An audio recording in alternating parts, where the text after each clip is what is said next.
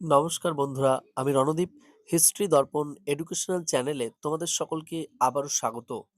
আজ আমাদের আলোচনার মূল টপিক হলো, তোমরা যারা কল্যাণী ইউনিভার্সিটিতে প্রথম সেমিস্টারে পড়ছো এবং তোমাদের হিস্ট্রি মাইনর হিসেবে রয়েছে প্রথম সেমিস্টারে, তোমাদের এই হিস্ট্রি মাইনর থেকে কী ধরনের প্রশ্ন পরীক্ষাতে হুবহু আসবে সে সম্পর্কে আজকে লাস্ট মিনিট সাজেশন প্রশ্ন আলোচনা করব।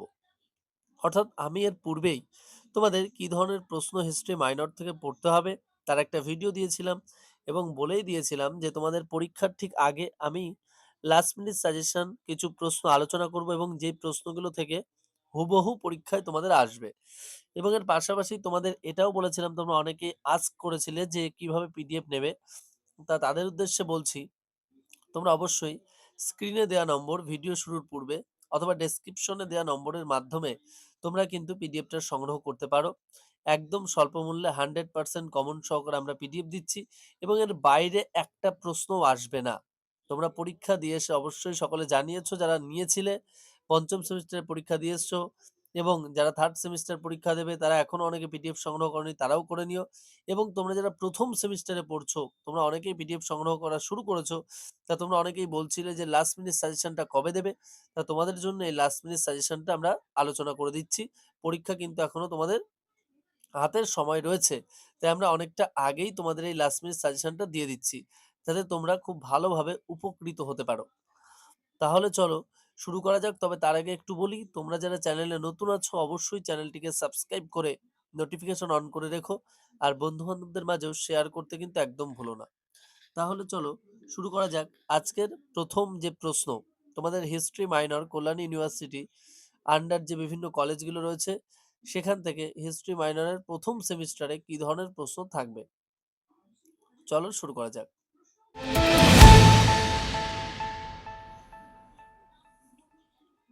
দেখো, প্রথম যে প্রশ্নটা তোমরা পড়বে, মেহেরগড় সংস্কৃতির বৈশিষ্ট্যগুলি আলোচনা করো। নেক্সট, বৈদিক এবং পরবর্তী বৈদিক যুগের সমাজ ব্যবস্থা সম্পর্কে আলোচনা করো। নেক্সট, বৈদিক এবং পরবর্তী যুগে নারীদের অবস্থান সম্পর্কে আলোচনা করো। অথবা এই প্রশ্নটা এইভাবেও আসতে পারে, প্রাচীন ভারতে নারীদের অবস্থান সম্পর্কে আলোচনা করো। নেক্সট, অশোক কেন কলিঙ্গ আক্রমণ করেছিল? অথবা অশোকের ধর্মনীতি সম্পর্কে আলোচনা করো। নেক্সট, গুপ্ত যুগকে সুবর্ণ যুগ বলা হয় কেন? অথবা প্রশ্নটা এভাবেও আসতে পারে, গুপ্ত যুগের স্থাপত্য, ভাস্কর্য ও শিল্পকলা সম্পর্কে আলোচনা করো। নেক্সট, হর্ষবর্ধনের সাম্রাজ্যবাদী নীতি সম্পর্কে যা জানো লেখো। অথবা প্রশ্নটা আরো দুভাবে আসতে পারে, একটি হলো হর্ষবর্ধনের কৃতিত্ব সম্পর্কে আলোচনা করো, অথবা হর্ষবর্ধনকে সকলোত্তর পথনাথ বলা হয় কেন? অথবা বলা যায় কি, তোমার সপক্ষে যুক্তি দাও। নেক্সট, হরপ্পা সভ্যতার পতনের কারণগুলি লেখো। তবে এই পতনের কারণগুলি থেকে আমি আরেকটা প্রশ্ন বলছি তোমাদের অথবা দিয়ে, সেটি হলো এই হরপ্পা সভ্যতার পতনের পরিবেশগত কারণগুলি আলোচনা করো। দেখো, এটাও কিন্তু একটু বুদ্ধিদীপ্ত এবং মোস্ট ইম্পর্টেন্ট প্রশ্ন, এটাও খুব ভালো করে পড়বে তোমরা। নেক্সট, মৌর্য সাম্রাজ্যের প্রশাসনিক ব্যবস্থা সম্পর্কে আলোচনা করো। অথবা প্রশ্নটা এভাবেও আসতে পারে, মৌর্য শাসন ব্যবস্থাকে সীমাহীন স্বৈরাচার নয়, প্রজাহিতৈষী স্বৈরাচার বলে অভিহিত করা যায়, ব্যাখ্যা করো। নেক্সট, হরপ্পা সভ্যতার কৃষি ব্যবস্থা এবং মেসোপটেমিয়ার সাথে বাণিজ্য সম্পর্ক লেখো। নেক্সট, পরবর্তী বৈদিক যুগের রাজনৈতিক ব্যবস্থা সম্পর্কে আলোচনা করো। নেক্সট, চোল রাজেন্দ্র চোলের কৃতিত্ব আলোচনা করো। অথবা চোলদের সামুদ্রিক কার্যকলাপ সম্পর্কে আলোচনা করো। নেক্সট, সাতবাহন বংশের শ্রেষ্ঠ শাসক কে ছিল তার কৃতিত্ব আলোচনা করো। অথবা গৌতমীপুত্র সাতকর্ণীর কৃতিত্ব সম্পর্কে লেখো। দেখো, তোমাদেরকে আবারও বলছি, তোমাদের যাদের পিডিএফ সংগ্রহ প্রয়োজন, তোমরা ভাবছো যে আমরা কিভাবে পিডিএফ সংগ্রহ করব, তাদেরকে আবারও বলছি, তোমরা ডেসক্রিপশনের মাধ্যমে অথবা স্ক্রিনে দেওয়া নম্বরের মাধ্যমে যোগাযোগ করতে পারো। তাহলে কিন্তু তোমরা অবশ্যই পিডিএফটা পেয়ে যাবে। আর আমরা পিডিএফটা যেটা দেবো তোমাদের একদম অথেন্টিক এবং এর বাইরে কোনো প্রশ্ন থাকবে না, একদম 100% কমন সহ। এবং এমন নয় যে তোমাদের আমি ইচ্ছা মতো প্রচুর প্রশ্ন দিয়ে দিলাম, ২৭-২৮টা প্রশ্ন থাকবে, এর বাইরে একটা প্রশ্ন পরীক্ষায় আসবে না।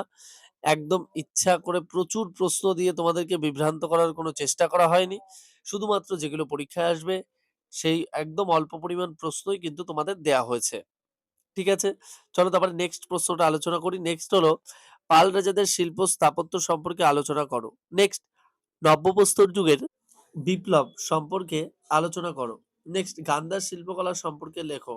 নেক্সট দিব্যর কৈবর্ত বিদ্রোহ সম্পর্কে আলোচনা করো। প্রশ্নটা কিন্তু বিভিন্নভাবে ঘুরিয়েও আসতে পারে। নেক্সট খ্রিস্টপূর্ব ষষ্ঠ শতকে নব্য ধর্মীয় আন্দোলন বা প্রতিবাদী ধর্মীয় আন্দোলন সম্পর্কে লেখো। নেক্সট সাতবাহনদের রাজত্বকালে বৈদেশিক বাণিজ্য সম্পর্কে লেখো। নেক্সট মগধের উত্থান সম্পর্কে আলোচনা করো। নেক্সট পল্লব শিল্প স্থাপত্য সম্পর্কে লেখো, অথবা এমন আছে পল্লব শিল্পকলা টিকা লেখো।